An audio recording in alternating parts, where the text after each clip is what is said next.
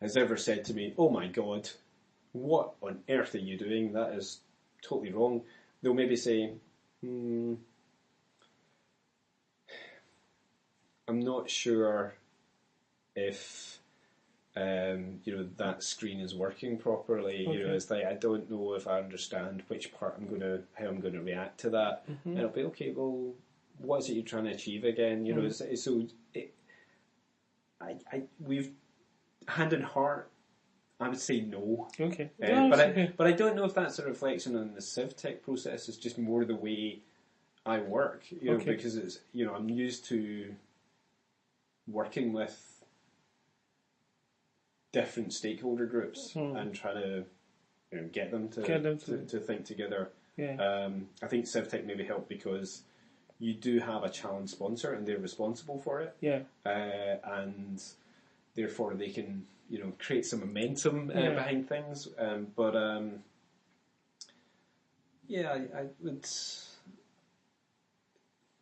I think we've delivered something which meets their requirements, but it's not probably what they thought they were going to get at the start either. So I think some things have changed. Yeah. So, for example, appointment booking was part of it, and so was triage. But now we've got more emphasis on triage. We've also got short notice cancellations. We've also got reminders. We've got, so there are all these like different parts of the solution which were never in the original brief. But over the time in discussion with the stakeholders, it's like, we could do this, and we could do that, and we could do that, and it becomes a much more robust solution. It's kind of like we were maybe tackling part of the problem. When the challenge was defined. I think now we've got a really good holistic approach. Yeah. And that's because I don't think any of us really quite grasped all of the different strands. I don't know if that's because of CivTech. I think you certainly get more people involved in it, but that's right. I think it's not just, sometimes even the the clients or the innovation seekers might not really even put a lot of effort into clearly defining the problem. Yeah. Or even underestimating the gravity of the problem that they are actually about to solve. Yeah. So it is perhaps until when the innovation finder or the innovation provider or the supplier gets or immerses himself or herself in the whole that this is actually bigger than what you guys thought. Exactly. But I think that's a really good point because one thing I would say which was phenomenally helpful was the videos. So the way in which they announced the challenges, they put out videos on YouTube. So there was like an hour-long video where the challenge sponsors explained what it is they were hoping to achieve, and they answered questions live on YouTube. So it was basically like having like a one-on-one conversation with the challenge sponsors right from day one before I even walked in the room as I was writing the proposal. So that was phenomenal. So that gave us a really good understanding from people who were the sponsors, and that's not always the case. In contrast, there was an innovation initiative run down south. It was not SBRI. It was one unique to a city in north of England. Okay. And it was incredibly vague. Wow. It was something like, we want you to innovate around the area of old people in health. And I was thinking, okay. What do you expect? I just thought, well, how do you judge? What do you, I can try and find the application because I literally just thought, who's going to apply to that? Yeah. What's the criteria? Yeah. But more importantly, what are you going to deliver? Because it was something to do with how will you create change in the city? I can't remember if it was Leeds or Manchester or whatever, but it was one city, and I kind of thought, how can they create a solution which deals with health and it's not related to the NHS? This was nothing to do with the NHS, and I just thought, this is one of these projects which will come along, look interesting, but deliver nothing. And it will consume tens of thousands of pounds, and it won't be connected into what the NHS are doing. It won't be connected into what we're trying to achieve in terms of integration of health and social care. It will just be this random project which looks as if it's going to tackle, say, dementia or something, but it won't fit into a strategic picture, and therefore will. I don't know. I'm really sceptical. I'm really scared. I'll be amazed. I'll be interested. Maybe they will come up with something brilliant. Yeah. But it just struck me as so.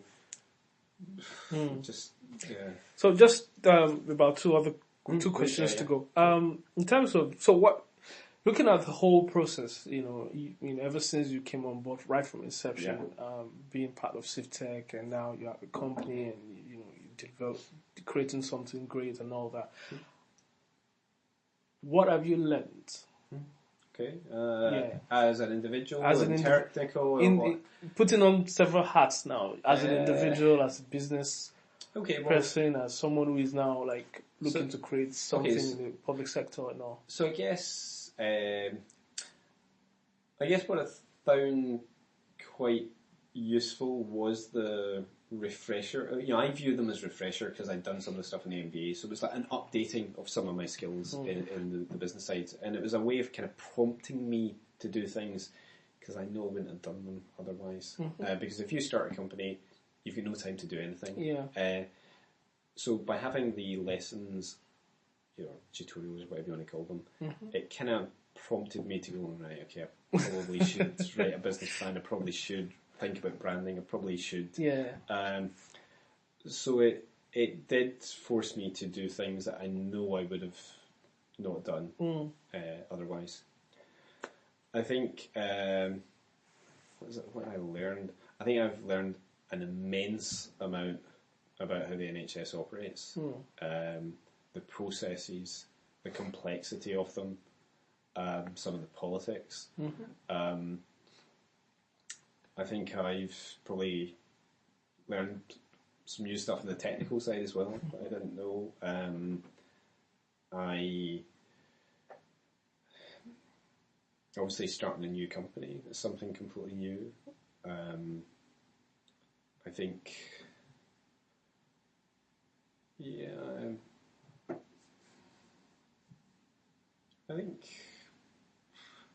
trying to think.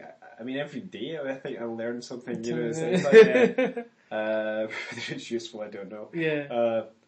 I'm not sure. Is that the kind of stuff you're looking for? Absolutely. Because part of this is also to look at how reciprocal learning is enhanced through some of these open innovation models. And I mean, certainly my. I didn't know anything about the public sector really when I came into this. I'm entirely private sector. So that obviously learning about the way in which it operates, the way in which